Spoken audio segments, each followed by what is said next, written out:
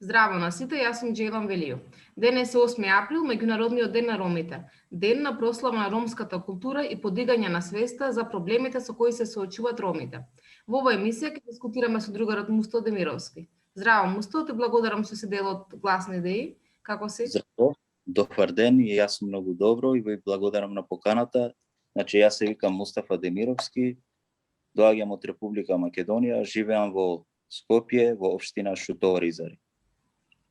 Благодарам уште еднаш што ја прифати поканата. Вака се првото прашање, и покрај 10-годишното спроведување на декадата на ромите, сепак ромите се една од најдискриминираните етнички заедници во Македонија. Што мислиш ти, на што се должи тоа? Па види вака, тоа може да збориме за тоа на отворена тема и на повеќе време. Но да бидеме пократки, попрецизни, значи тоа најмногу се должи на системот на државата. Во изминатите години, во изминатите 30 години, за немокноста на системот, за несакањето на системот, да се справи со проблемите на ромите во оваа држава. Не дека не сакат, не дека не можат, едноставно тие го одбиваат ромското прашање по секоја цена. И затоа постоеше дискриминацијата и ќе постои секогаш за ромите. Да.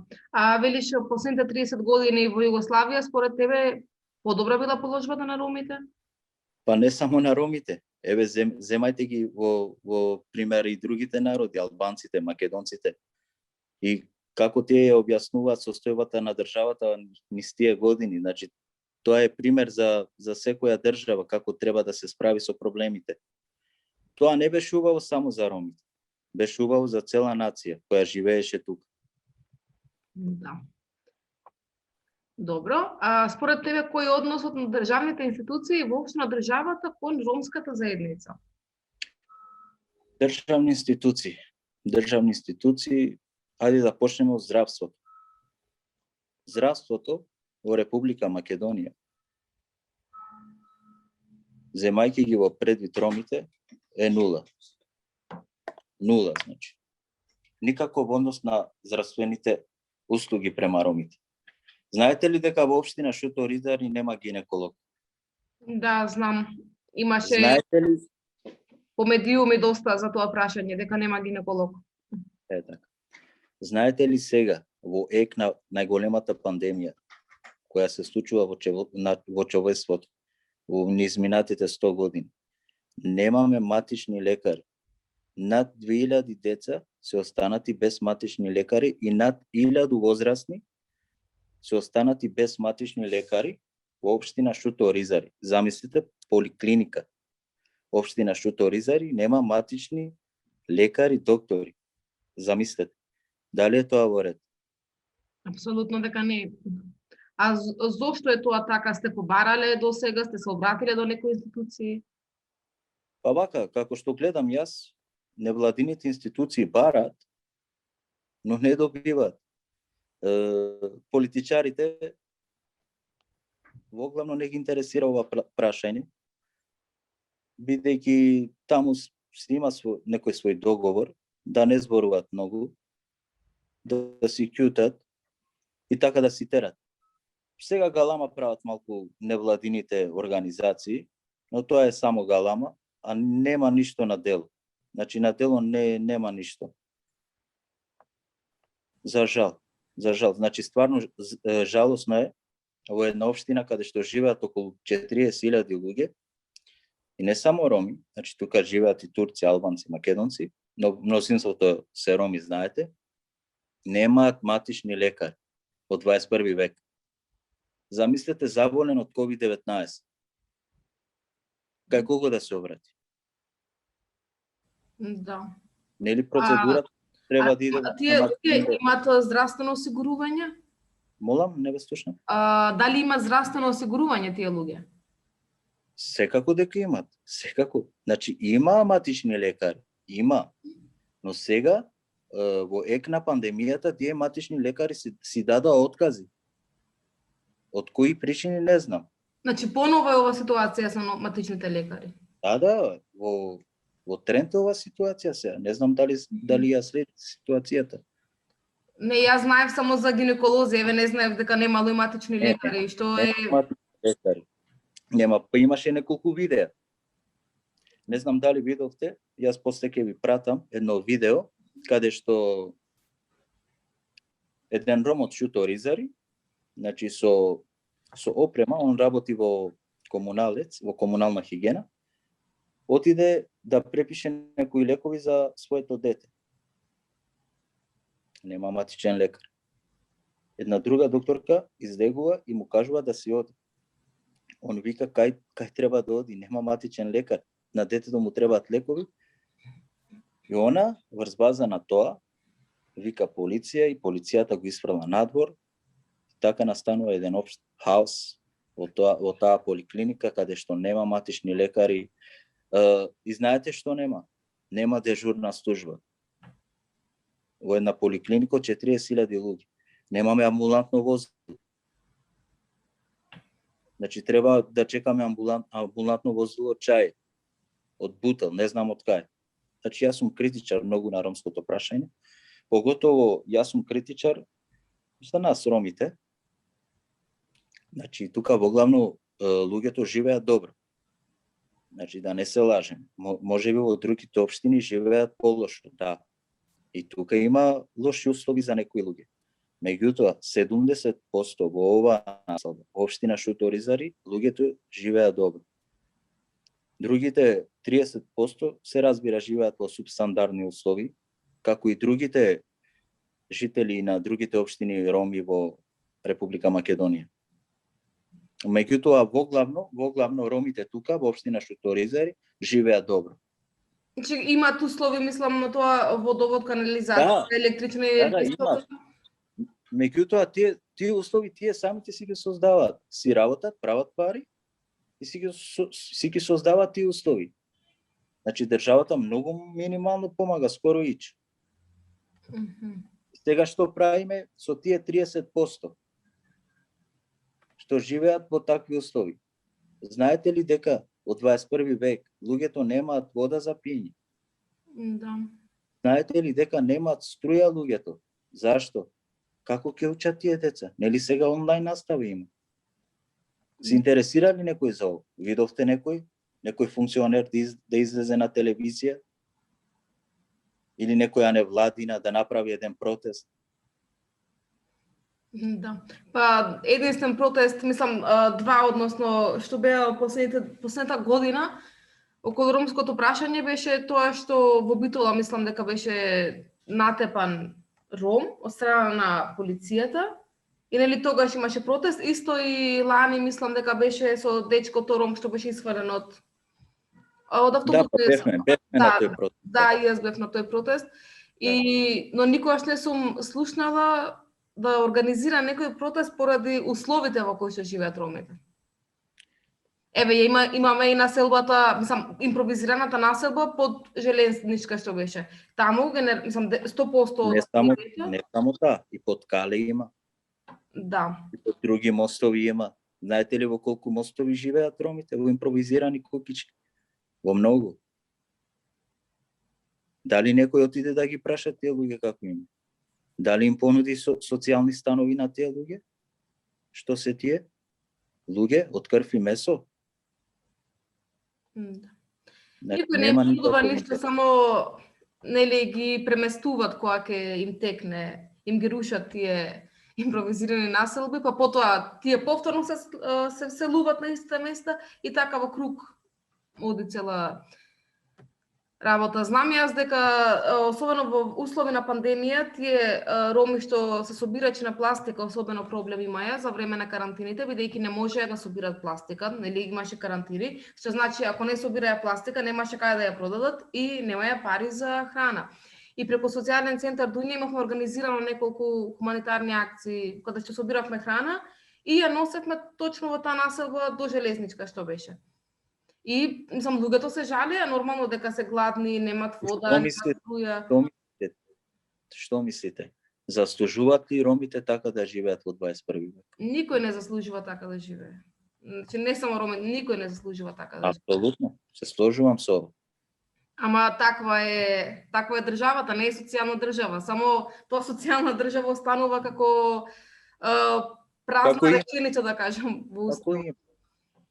име, обична реченица на хартија. Да. Добро, значи зборувавме за условите во кои што живеат ромите. Според тебе во Штото Оризари 70% од ромите живеат добро, може да се Да, каже, да, 30% апсолутно.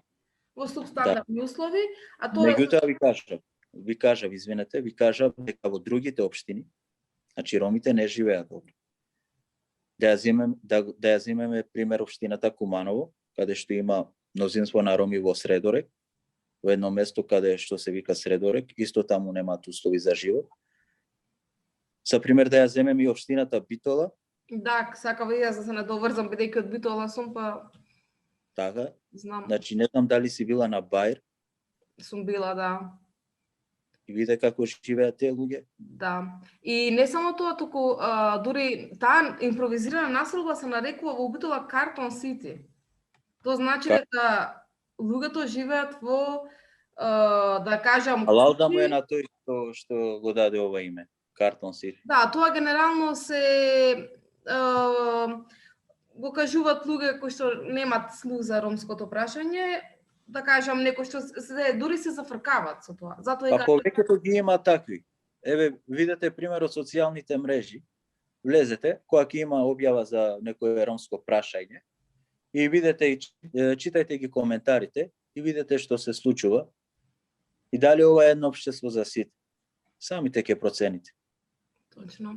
Па сега сакам да се надоврзам, другото прашање ми беше околу дискриминацијата. Дали според тебе државните институции и самата држава ги дискриминира ромите? Апсолутно, апсолутно. Ќе ви дадам еден пример. Во првиот и вториот ешалон на власта, во оваа власт, нема роми, знаете? Имаме еден советник ром од една невладина организација, кај премиерот по кабинет. Имаме заменик директор за јавни патишта, мислам. И тоа толку. Роми нема друг. Првиот и вториот ешалон на власта нема. Имаме една пратеничка, која што си влезе како што си влезе, нема врска. И тоа толку. Немаме роми. Првиот, вториот ешалон немаме. А и Да тие ви што кажам, се малку се и не може да најверојатно направат нешто позначително. Не може. Ако немаш ти вработени во институциите главни во државата, што ќе бараш? Од кого јас да барам помош? Како ром, маргинализиран, од кого да барам помош? Кажете ми. Немам луѓе во здравство, социјално, во домување, не знам кој. Во некој нормален државен систем не треба да биде така. Мислам, не треба само ром на ром да помага или албанец на албанец, треба нели државата, како што рече, општество за сите, ако е да биде. Државата го создаде тој систем. Државата го наметна овој систем. И јас би сакал така да размислам. Меѓутоа државата го наметна овој систем. Не сум го наметнал јас или ти. Точно, да. Државата го наметна овој систем. А што мислиш околу дискриминацијата на другите, мислам, други припадници на други етнички заедници кон ромите? Знаеме дека таа постои, па во која мера постои и дали порано била повеќе или сега е, да кажам, поприсутна дискриминацијата? А види се, не може да се каже порано, сега или подоцна што ќе биде. Дискриминација е дискриминација.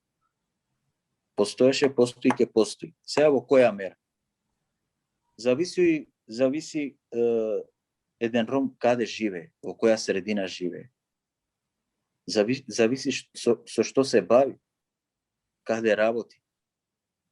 Јас повеќе ги пратам социјалните мрежи и гледам што се случува таму и гледам еден општ хаос на луѓето во оваа држава, не знам, можеби поради сиромаштијата, можеби поради пандемијата, не знам, ама ова не ми изгледа на добро, бидејќи не само врз ромите.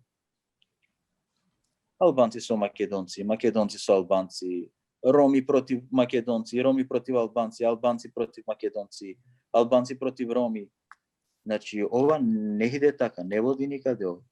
Меѓутоа, сега е намалена малку дискриминацијата, за разлика од порано, ама во многу помал процент е намалена.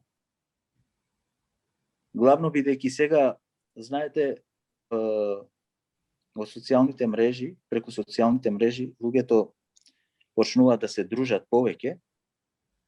Да. И сега има еден феномен кај ромската популација. Преска што ми го спомна тоа вработувањето во државните институции, нели зборевме за тоа. Да. Сега тоа не постои реално, меѓутоа постои еден друг феномен каде ромите се вработуваат во приватни фирми. А тоа е ново. Така? Да. Значи ромите се вработува сега почесто во приватни фирми и таму имаат повеќе поголема меѓусебна комуникација со другите националности. И тоа е за поздравување.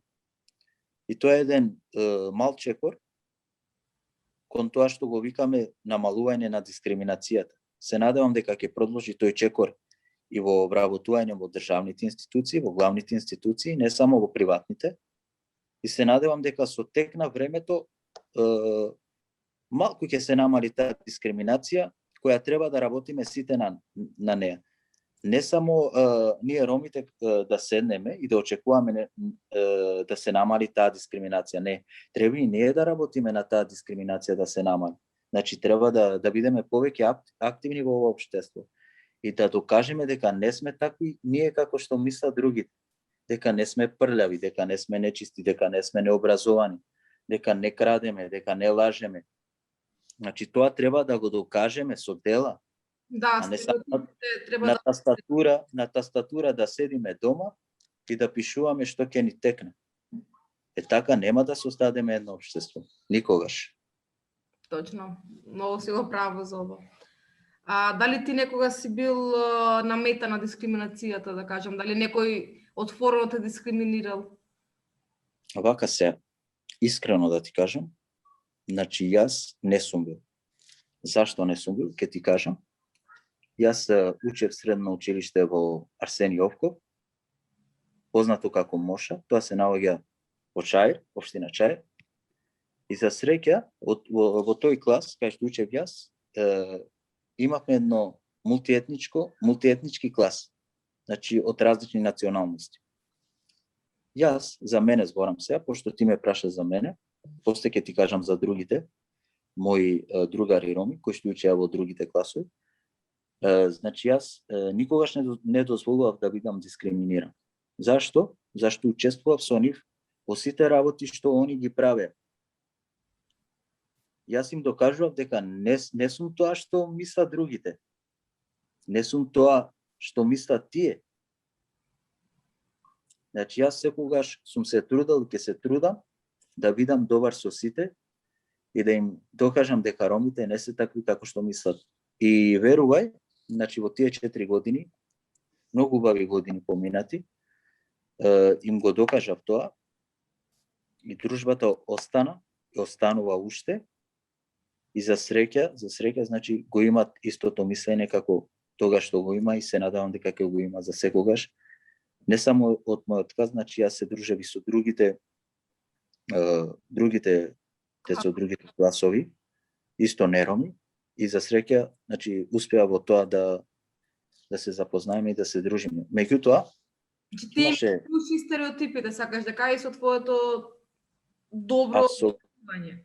Така, како може еден човек да ги сруши стереотипите? Како може? Апсолутно така. Само со докажување. Значи џабе да имаме обуки ние нели се прават проекти некои за мултиетничност овона, но сепак кога излезат децата од таму надвор се тепаат. Слушат за соживот, слушат за против дискриминација нели овона, но тоа е тоа ефект. Да. Добро, со другите деца што беше? Да, тоа сакам да ти кажам. Значи, моите другари имаа малку потешкоти. Не знам, може би заради бојата на кожата, не дека јас сум нешто многу бел, меѓутоа Тие има малку проблеми, се трудат тоа да го минимализираат, се трудат тоа да го сокријат. Знаете, јас секогаш им кажувам да се дружат, да воспостават контакти со тие. Меѓутоа, дискриминацијата постои. Постои, да. Ќе ви кажам неколку примери, ако можам. Може секако. Тоа е еден другар од странство, тука пораснал, тука се школувал, тука завршил факултет, отиде во странство да се ја повара среќата за подобар живот. Доаѓа тука да се гледаме, идеме доле тројца другари во еден ресторант покрај кеј. Внатре све е празно и надвор е празно. Знаете, тарасите летните беа тогаш. Да. И сакаме да влеземе да се напиеме по едно кафе, вика не, дечки, заузето е, вика не може, немаме доволно маси. Ова вика, ви го кажувам ова пред 3-4 години. Викаме, зашто така? Вика, нема приватна забава сега, има и мора да излезете. Океј, идеме на другиот локал и не прима таму. И гледаме сега, други ги пуштаат натре. Значи не ве примија дека сте роми. Така. Значи, може би другарот го гледа на друга основа, меѓутоа случајот беше што сме роми. Апсолутно. Имаше еден случај пред 2 години, мислам, бидејќи минатата година базентите не работеа во Велес, базенот во Велес, каде што беа претепани роми од самото обезбедување. Да, и во Битола во базенот имаше проблеми обично кога влегуваа роми. Значи тоа е факт, дискриминација има да. и во здравството. Па видете како се понашаат лекарите кога некој ром ќе отиде во друга установа. Државно, не зборам за приватно. За приватно се знае како се понашаат. Видете како се понашаат. Видете во аптеките како се понашаат со ромите. Јас имам класични примери од тоа, видено со своји очи. Па добро, и самата полиција наместо да ги заштитува ромите во такви ситуации, самата полиција ги дискриминира ромите. Апсолутно. И тоа го види со претепувањето во Битола и други случаи низ годините. Тоа е факт. Фактот е тоа. А која е, да кажам, довербата на ромите во државните институции? Според сето ова што кажуваш, нормално е ромите да немаат доверба во државните институции. Па ќе ви кажам сега, државните институции како институции се тука само со име. Ромите апсолутно немаат никаква доверба во здравството, здравствениот систем. Не го кажувам само ова јас. Ќе ви пратам видеа да видите што се случува тука во Шуторизаре поготово. Во полицијата гледате како се понаша со ромите, гледате како се однесува, гледате што им прави на ромите. И ако е крив, не треба тој човек да се тепа. Значи, по закон не смее да се тепа. И ако е крив, треба да се приведе, треба да се испита, да види што е случајот. Да, апсолутно. Тоа е. Знаете како е. Ромите не дека не ги интересира многу политиката, меѓутоа ромите во оваа држава гледа да имат мир, да имат спокој. Ромите немаат територијални претензии, немаат двојазични претензии, не знам какви претензии. Гледате, ромите не ги интересира многу политиката и гледате каде не ставија на пратеничките листи. Никој за тоа не се побуни. Имаме само еден пратеник. А сме на 100.000 луѓе во оваа држава. Според најновите статистики. Замислете, 100.000 луѓе еден пратеник. Не, по-жалосно е тоа со здравството што се случува, што нема матични лекари. Бидејќи може да има пратеник, тоа се покажало, мислам и по други случаи, може да има ром пратеник, ама тој ром пратеник да не го засега апсолутно состојбата на ромите во државата. Имате класични примери низ изминативе години. Имавте класични примери. Сега мислам дека темата ја исцрпивме. Имам уште едно последно прашање. Да. Според тебе, што треба да направат институциите, што треба да превземат? Значи, државата што треба да превземе за да се подобри состојбата на ромите? За ромите понатаму да не бидат граѓани од втор ред.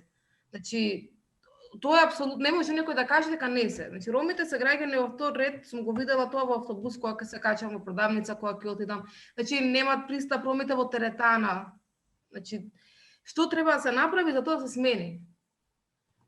Што треба да се направи? Па треба да се направат многу работи. Но ајде ќе земеме една работа. Прво, значи треба, ако сакаат, мислам, ромите да бидат функционални во ова општество, треба да ги вработат ромите во државните институции. Да, Значи, има прво и е тоа. доста образовани роми, значи јас имав колеги на факултет, роми кои што се и високо образовани. Апсолутно. Се уште има. Се уште има. Но треба да има слух некој за тоа.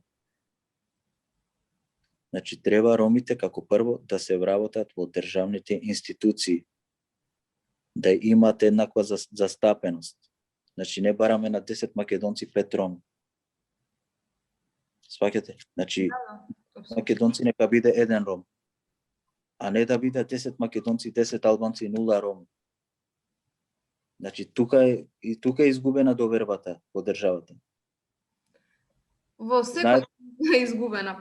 Јас гледам тоа балансер се вика нели за вработување, колку од етничките заедници ќе се вработат и нели под секој оглас пишува пример за кој оглас, дали е за албанец, дали за македонец, дали за ром. Тоа се постои како форма дека е за ром.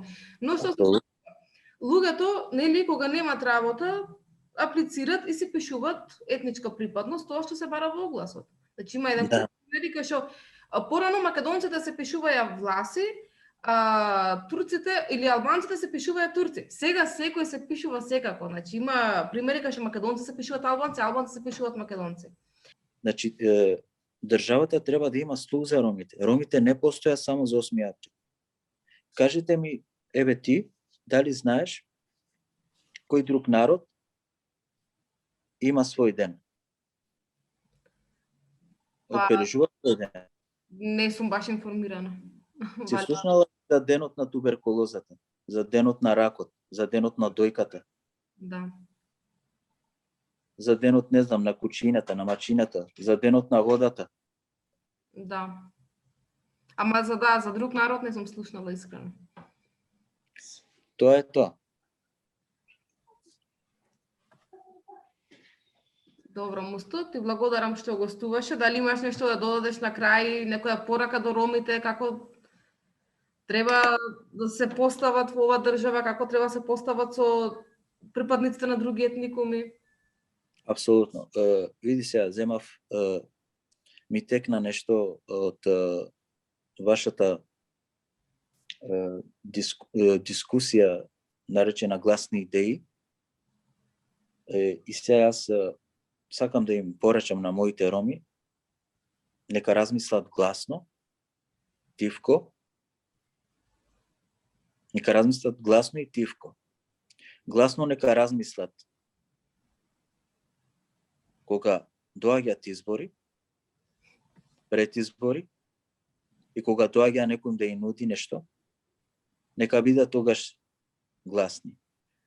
Тивки нека бидат позади параваните. Тивки нека бидат на социјалните мрежи. Не ни треба нас тука да не делат, да не одвојат. Значи, ние тука сакаме да живееме, сакаме да створиме, сакаме да работиме, сакаме да учествуваме во државните институции. Државата е должна тоа да ни го даде. Апсолутно. Тоа е моето размислување. Сакам да им порачам на сите ова што ќе го слушат, на сите нероми. Ромите не се прлеви. Ромите не се нечисти. Ромите не крадат, ромите не лажат. Повелете, кој сака, имаме тука учени луѓе, имаме тука учени деца, кој сака може да се дружи со нив, со мене, па да ви го докажеме тоа, на сите што мислат различно. На ромите треба да им се даде шанса во општество, да докажат какви се и што се. Тоа.